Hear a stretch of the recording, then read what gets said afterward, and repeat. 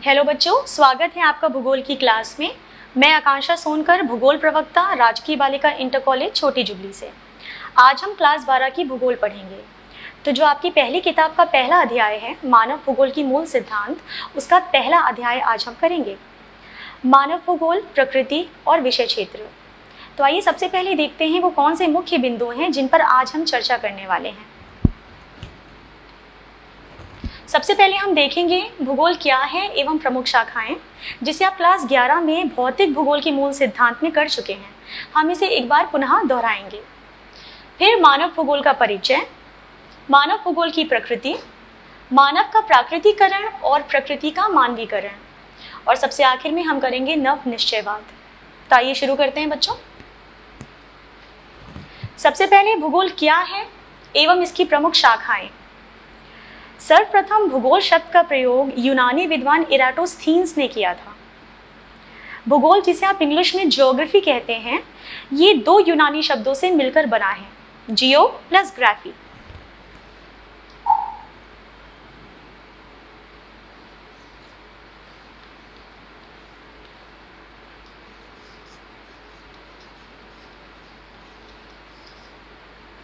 जियो का अर्थ है पृथ्वी और ग्राफी का अर्थ है वर्णन।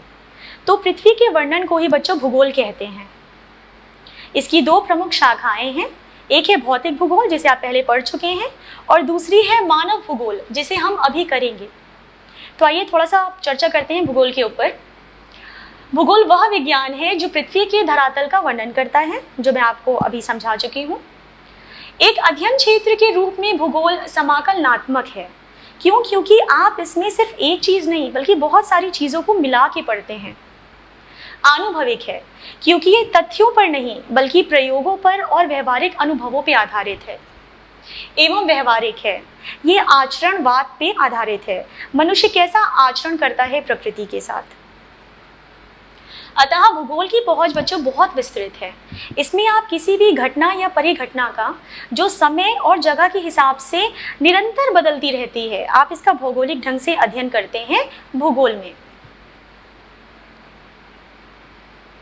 अब बच्चों, आपको यहाँ पर मैं एक छोटी सी बात बताना चाहूंगी जिसे आप पहले भी कर चुके हैं, कि भूगोल का जब विकास हो रहा था एक विषय के रूप में, तो ये एकाएक तो नहीं हो गया, इसमें काफी समय लगा। तो उस समय अलग अलग जगहों से बहुत सारी अलग अलग विचारधाराएं आ रही थीं, जिसने द्वैतवाद को जन्म दिया। फिर चर्चा हुई कि भूगोल का जो विषय है ये कैसा होना चाहिए। एक विषय के रूप में भूगोल सैद्धांतिक होनी चाहिए,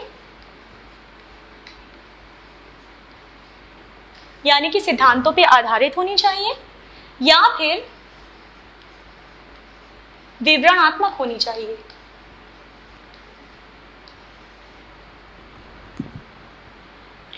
इसके बाद अब ये प्रश्न उठा कि जो भूगोल के अध्ययन करने के उपागम है वो कैसे होने चाहिए, प्रादेशिक होने चाहिए या फिर क्रमबद्ध होनी चाहिए। अब प्रादेशिक उपागम में क्या है? इसमें बच्चों हम किसी विशेष क्षेत्र या प्रदेश का अध्ययन करते हैं, और क्रमबद्ध उपागम में हम पूरी पृथ्वी में कोई एक विषय लेते हैं और उसका हम भौगोलिक ढंग से अध्ययन करते हैं। यहाँ पर आपको एक उदाहरण देती हूँ। जैसे कि जब हम बात करते हैं प्रादेशिक उपागम की, तो मान लीजिए आपने इसमें विषय जो चुना वो है केरल का जीवन। भारत का एक राज्य है केरल। तो जब आप इसमें केरल के जीवन के बारे में पढ़ेंगे, तो जो केरल की जनसंख्या है, जो वहाँ का वन्य जीवन है, जो वहाँ की भूमि है इत्यादि, इन सब चीज़ों के बारे में आप प्रादेशिक उपागम द्वारा पढ़ेंगे। जब हम बात करते हैं क्रमबद्ध उपागम की, तो इसमें पूरी पृथ्वी पर कोई हम एक विषय ले लेंगे। जैसे हमने ले लिया वन्य जीवन, तो हम पूरी पृथ्वी पे जो वन्य जीवन है इस विषय के बारे में क्रमबद्ध तरीके से इसका अध्ययन करेंगे। तो बच्चों, ये कुछ चीज़ें हैं जो आपको पता होनी चाहिए। आइए नेक्स्ट देखते हैं। मानव भूगोल का परिचय। अब बारी आती है मानव भूगोल, जो कि भूगोल की एक प्रमुख शाखा है। ये है क्या? पृथ्वी जिस पर मनुष्य रहता है, ये क्या है?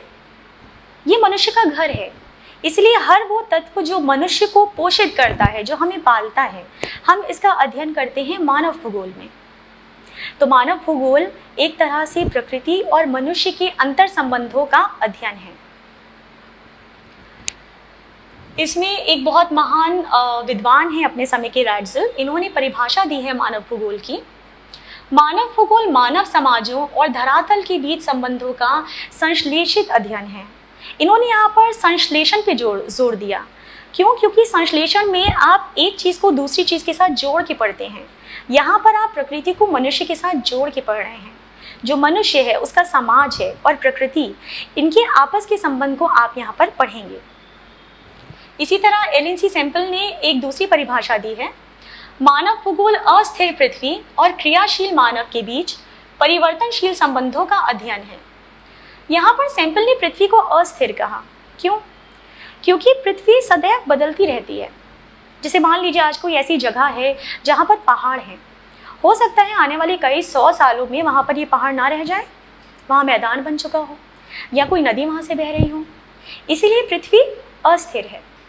उन्होंने मानव को क्रियाशील कहा क्योंकि मनुष्य हमेशा कोई ना कोई काम में, किसी ना किसी विकास में लगा रहता है। तो इनके आपस का हम अध्ययन करते हैं, जो इनके संबंध हैं, जो हमेशा समय और जगह के हिसाब से परिवर्तनशील हैं। तो इसका अध्ययन हम करते हैं मानव भूगोल में। इसी तरह विडाल डी लेब्लाश ने भी अपनी परिभाषा में बताया कि पृथ्वी को बहुत सारे भौतिक नियम नियंत्रित करते हैं और पृथ्वी पर जो जीव पाए जाते हैं, इनके आपस के संबंधों और अंतरक्रियाओं का संश्लेषण हम करते हैं मानव भूगोल में। तो बच्चों, इसके पहले आपने भौतिक भूगोल में बहुत सारे भौतिक तत्वों के बारे में पढ़ा होगा। इसमें आपने जलवायु के बारे में पढ़ा होगा, स्थल आकृति, जल, वनस्पति। और मानव भूगोल में हम मनुष्य के बारे में पढ़ते हैं। तो ये जो भौतिक तत्व हैं, यही हमारी भौतिक पर्यावरण है, हमारी प्रकृति है। अब कैसे ये भौतिक पर्यावरण मनुष्य को प्रभावित करता है और बदले में मनुष्य कैसे इस भौतिक पर्यावरण को प्रभावित करता है, ये जो संबंध है, इनकी आपस की जो अंतरक्रियाएं हैं, इनको हम पढ़ते हैं मानव भूगोल में। यहाँ पर एक छोटा सा उदाहरण देती हूँ आपको बच्चों। मान लीजिए कोई ऐसी जगह है जहाँ की जलवायु बहुत विषम है, या तो वहाँ बहुत ठंडी पड़ती है, या बहुत गर्मी पड़ती है, या वहाँ पर बहुत बारिश होती है। तो क्या ऐसी जगह पर मनुष्य रहना पसंद करेगा? नहीं, वो ऐसी जगह पर रहना पसंद करेगा जहाँ की जलवायु सम है। तो देखिए कैसे यहाँ पर जलवायु मनुष्य को, मानव जीवन को प्रभावित करती है। अब देखते हैं कि मनुष्य कैसे प्रकृति को प्रभावित कर रहा है। आप देख रहे होंगे कि सभी पेड़ों की कटाई बहुत तेजी से हो रही है। अगर हमें हाईवे बनाना है तो पेड़ कट रहे हैं, या हमें कहीं कोई उद्योग स्थापित करना है तो किसानों की ज़मीन लेकर खूब तेज़ी से पेड़ कट रहे हैं, जिससे प्रदूषण बढ़ रहा है, वैश्विक तापन हो रहा है, हरित गृह प्रभाव हो रहा है, ओजोन परत का ह्रास हो रहा है। तो ये क्या है? ये वो मानवीय गतिविधियां हैं जिनसे हम प्रकृति को प्रभावित कर रहे हैं। तो बच्चों, ये है मानव भूगोल। आइए अब नेक्स्ट देखते हैं क्या है। अब हम बात करेंगे मानव भूगोल की प्रकृति के बारे में। ये तो बच्चों आप अच्छे से समझ गए कि मानव भूगोल में हम मनुष्य और प्रकृति के अंतर संबंधों और अंतरक्रियाओं का अध्ययन करते हैं। बहुत सारे ऐसे तत्व हैं जो हमें प्रकृति से उपहार स्वरूप मिले हैं, जिन्हें हम भौतिक तत्व कहते हैं, जैसे कि भूमि है, जल है, मृदा है, वनस्पति है, आपका समस्त मानव जीवन है, जिसमें आपके सूक्ष्म प्राणी आ गए, आपके जीव जंतु आ गए, मनुष्य आ गए। तो ये सब आपके भौतिक पर्यावरण का निर्माण करते हैं। अब आते हैं वो तत्व जिन्हें मनुष्य बनाता है, जिसे हम निर्मित करते हैं। कैसे? प्रकृति हमें बहुत सारे अवसर प्रदान करती है और हम इनका उपयोग करते हैं अपनी ज़रूरतों को पूरा करने के लिए। तो आप अपने आसपास देखेंगे तो आपको बहुत सारी ऐसी चीज़ें दिख जाएंगी जो कि हमने बनाई हैं। कैसे बनाई हैं? प्रौद्योगिकी द्वारा, यानी कि तकनीकी विकास द्वारा। अब वो चीज़ें क्या हैं? घर, गांव, नगर, रेलों का जाल, सड़कें, एरोप्लेन्स, पानी में चलने वाले जहाज, उपग्रह जो अंतरिक्ष में छोड़े जाते हैं, नहरें जो कि सिंचाई में बहुत मदद करती हैं। तो ये वो सारी चीज़ें हैं जिन्हें मनुष्य ने बनाया है। कैसे? प्रकृति के नियमों को समझकर। तो बच्चों, ये मानव भूगोल की प्रकृति है। आइए अब नेक्स्ट देखते हैं। अब हम बात करेंगे दो चरम अवधारणाओं की। ये ऐसी दो संकल्पनाएं हैं बच्चों जो एक दूसरे के बिल्कुल विपरीत हैं, यानी एक कुछ कहती है तो दूसरी कुछ और कहती है। तो सबसे पहली जो संकल्पना है वो है मानव का प्राकृतिकरण, जिसे पर्यावरणीय निश्चयवाद भी कहते हैं। अंग्रेजी में कहते हैं इसे एनवायरमेंटल डिटर्मिनिज्म। तो आइए देखते हैं कि इसमें क्या होता है। आदि समाज, भौतिक पर्यावरण ही माता प्रकृति, प्रकृति की सर्वोच्चता। ये वो समय था जब हमारे आदि पुरुष रहते थे, यानी कि हमारा आदि मानव का समाज है। यहाँ पर आप प्रकृति की सर्वोच्चता पाएंगे। यहाँ आप देखेंगे कि प्रकृति कैसे मनुष्य को नियंत्रित करती है। मनुष्य प्रकृति से डरता है और मनुष्य प्रकृति की पूजा करता है। वो प्रकृति को माता स्वरूप मानता है, जिसे मदर नेचर कहते हैं।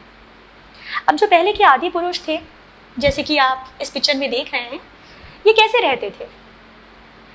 इनका जो जीवन था ये बहुत ही साधारण था, या कि यूँ कहिए कि बहुत ही साधारण से भी नीचे तरीके से ये लोग रहते थे। अपनी ज़रूरतों को खाली ये पूरा करते थे। क्या खाते थे? कंदमूल खाते थे जो इनको पेड़ों से मिल जाता था। पानी पीना होता था तो नदी से पानी पी लेते थे। कैसे घरों में रहते थे ये लोग? लकड़ी और पत्तियों के घर बनाते थे, वो भी पेड़ों के ऊपर, ताकि रात के समय कोई जंगली जानवर इन पे हमला ना कर पाए। कपड़े कैसे पहनते थे?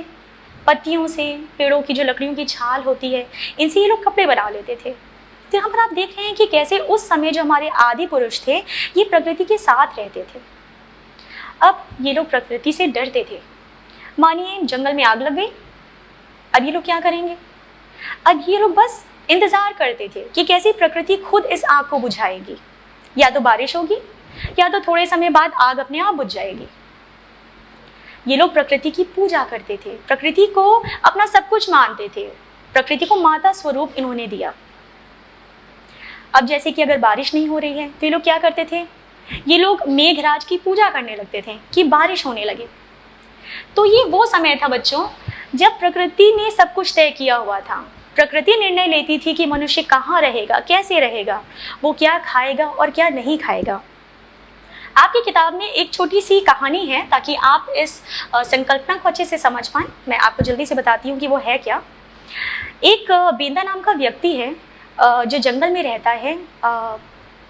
एक गांव है और एक सुबह वो उठता है, छोटी सी लंगोट पहनी होती है उसने, उसके हाथ में कुल्हाड़ी होती है और वो जंगलों में निकल जाता है। क्या करने के लिए निकलता है? वो झूम कृषि करने। उस समय क्या होता था कि एक भूमि का हिस्सा लेकर वो लोग पेड़ों पे आग लगा देते थे। तो जो राख होती थी ये राख मिट्टी को उर्वर बनाती थी और इसके बाद वो लोग उस पर छोटे से हिस्से पे वो लोग कृषि करते थे, हल्की फुल्की, जैसे कि आलू बो दिया या शकरकंद बो दी।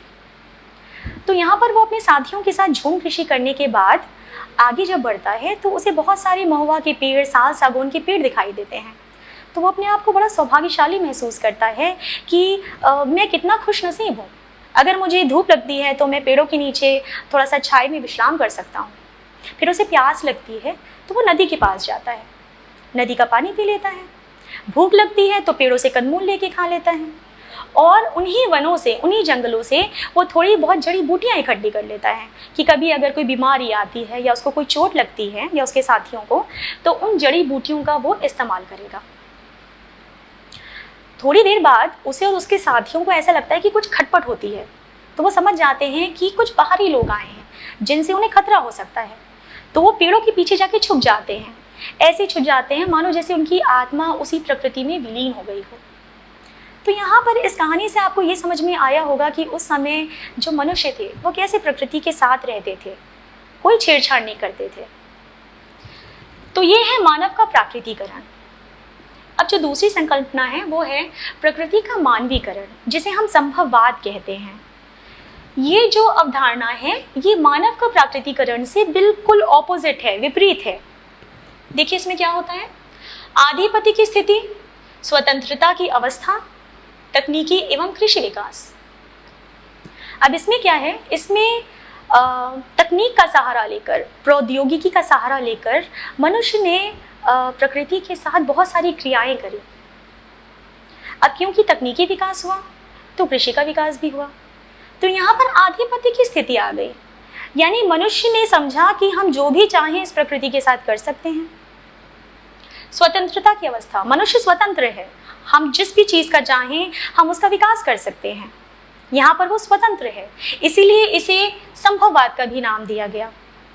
उदाहरण के तौर पे जैसे मनुष्य ने घर्षण और ऊष्मा के नियमों को जानने के बाद आग की खोज करी।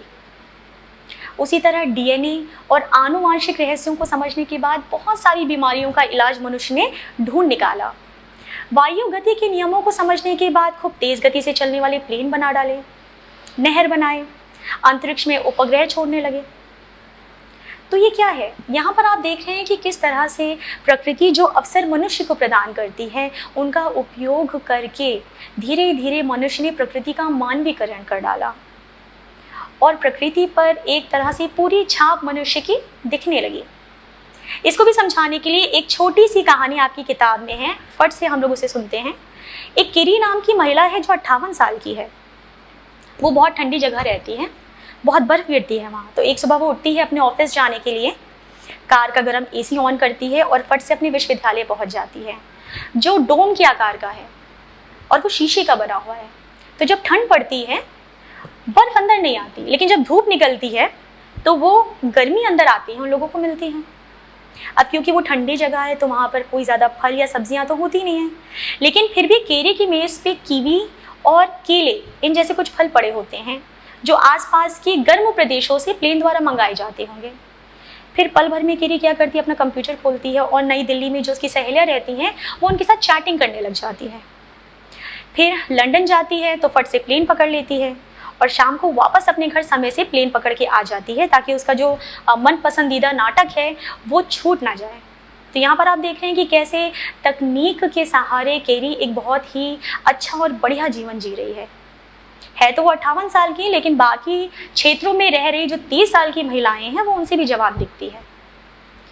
तो ये जो आपकी संकल्पना है, इसको ये कहानी बहुत अच्छे से आप लोगों को समझाती है। ये बात हो गई दो चरम अवधारणाओं की। अब बच्चों हम देखते हैं हमारा नेक्स्ट कॉन्सेप्ट क्या है। अब हम बात करेंगे नव निश्चयवाद अथवा रुको और जाओ निश्चयवाद की। अब हुआ क्या, ये जो पहली अवधारणा थी जिसे हम पर्यावरणीय निश्चयवाद कहते हैं, इसमें प्रकृति सब कुछ नियंत्रित कर रही है, ये अवस्था भी सही नहीं है क्योंकि मानव का विकास तो जरूरी है। दूसरी अवस्था में क्या हुआ, यहाँ पर मनुष्य ने प्रकृति का मानवीकरण कर डाला, कहीं ना कहीं प्रकृति को वो नुकसान पहुंचाने लगा, ये भी ठीक नहीं है। तो एक बीच का रास्ता ग्रिफिथ टेलर ने ढूंढ निकाला। ग्रिफिथ टेलर एक बहुत महान विद्वान है।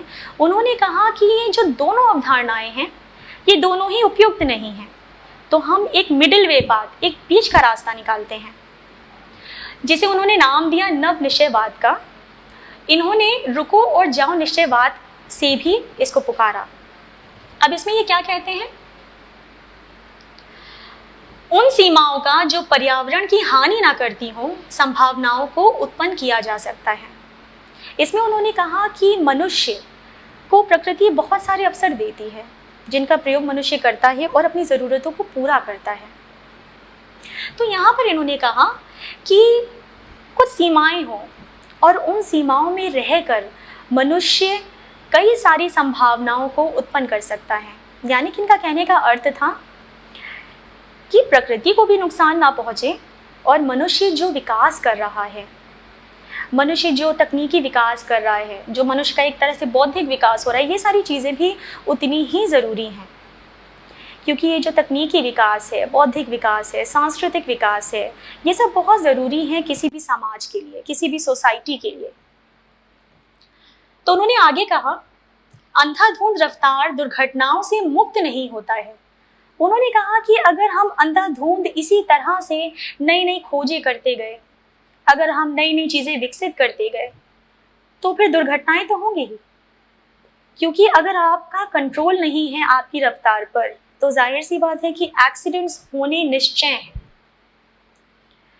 तो यहाँ पर आपको देखना है कि कैसे मनुष्य और प्रकृति ये एक दूसरे के पूरक हैं, एक दूसरे के बिना ये अधूरे हैं।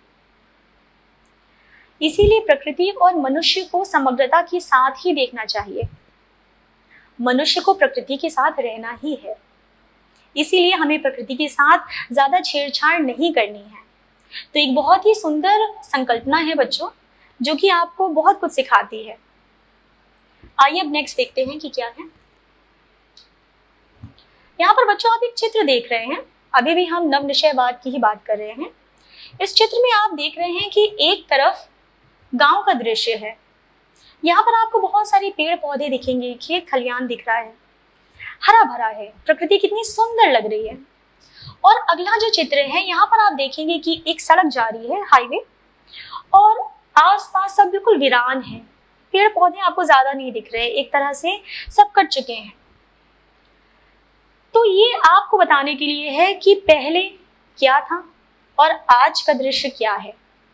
इसे आप समझ सकते हैं कि हमारी प्रकृति को आज के समय में कितना नुकसान पहुंच चुका है। ग्रिफिथ टेलर ने नव निश्चयवाद को रुको और जाओ सिद्धांत का नाम दिया। क्यों? उन्होंने कहा जिस तरह से जब हम सड़कों पे चलते हैं तो वहां पर ट्रैफिक के बहुत सारे नियम होते हैं। एक लाल बत्ती होती है, हरी बत्ती होती है, पीली बत्ती होती है। तो लाल बत्ती जब जलती है इसका मतलब होता है कि आप रुक जाइए। जब पीली बत्ती जलती है तो यानी कि आप रेडी हो जाइए। और जब हरी बत्ती जलती है तो वो संकेत देती है कि अब आप आगे चल सकते हैं। तो ग्रिफिथ टेलर ने कहा कि यही संकेत जब प्रकृति हमें देती है तो हमें भी प्रकृति की सुननी चाहिए। जब प्रकृति लाल संकेत देती है तो यानी कि रुक जाओ। थोड़ा सा तो समय प्रकृति को चाहिए कि वो अपने आप को रिसाइकिल कर पाए, अपने आप को रूपांतरित कर पाए। क्योंकि अगर हम नहीं रुकेंगे, अगर हम अंधाधुंध भागते गए तो फिर दुर्घटनाएं होनी निश्चित है। अब ये किस तरह की दुर्घटनाएं हैं देखते हैं। वैश्विक तापन हो रहा है। जो हमारी अर्थ है, पृथ्वी है, इसका जो तापमान है ये बहुत तेजी से बढ़ रहा है। आपको महसूस होता होगा कि गर्मी बहुत ज्यादा पड़ती है, बारिश समय से नहीं आती, कोई मौसम समय से नहीं पड़ता। फिर हरितगृह प्रभाव, ये क्यों है? ये इसलिए है क्योंकि इतना ज्यादा जो प्रदूषण हो रहा है ये हरितगृह प्रभाव को बढ़ावा दे रहा है। साथ ही साथ जो हिम नदियां हैं ये पीछे हट रही हैं। इतनी गर्मी, इतने ज्यादा तापमान के कारण हिम नदियां पिघल रही हैं, इतना प्रदूषण हो रहा है। तो ये सब प्रकृति को जो नुकसान पहुंचाया जा रहा है मनुष्य द्वारा, एक तरह से पृथ्वी में असंतुलन की स्थिति पैदा कर रही है। तो यहाँ पर ग्रिफिथ टेलर यही समझाना चाहते हैं कि ये जो असंतुलन की स्थिति है ये ना रह जाए। इसीलिए उन्होंने कहा कि एक बीच का मार्ग हम लोग चुनते हैं, एक बीच का रास्ता चुनते हैं, जहां पर मनुष्य पूरी तरह से प्रकृति पर भी निर्भर नहीं है और साथ ही साथ उसको जो भी विकास करने हैं, उसको जो भी डेवलपमेंट्स करनी हैं, वो उसे भी कर सके। लिखा है, सीमाओं में रहते हुए संभावनाओं को उत्पन्न किया जा सकता है। यानी कि प्रकृति हमें बहुत सारे उपहार स्वरूप प्रकृति ने हमें संसाधन दिए हुए हैं, जैसे कि भूमि हो गई, जिसे आप लैंड कहते हैं, जल हो गया, वनस्पतियां हो गई। तो ये जो हमें उपहार स्वरूप प्रकृति से इतनी सारी चीजें मिली हुई हैं, इनका हम बहुत ही सावधानी के साथ उपयोग करें। क्योंकि अगर हम सावधानी नहीं बरतेंगे तो एक ऐसा समय आएगा कि हो सकता है कि ये संसाधन पूरी तरह से खत्म हो जाएं या नष्ट हो जाएं, और हमें ऐसा नहीं होने देना है। जैसा कि मैंने आपको बोला कि प्रकृति और मनुष्य ये दोनों एक दूसरे के पूरक हैं, एक दूसरे के बिना ये अधूरे हैं, है ना। तो सामंजस्य बैठा के चलना ही पड़ेगा। तो यहाँ पर कहा जा रहा है कि मनुष्य जो भी चीजें करता है, जो भी वो प्रयोग करता है या जो भी डेवलपमेंट्स करता है ना, जो भी विकास करता है, वो अपनी सीमाओं में रहकर करे। वो अपनी सीमाओं को ना लांघे। सीमाओं में रहकर भी संभावनाओं को उत्पन्न किया जा सकता है।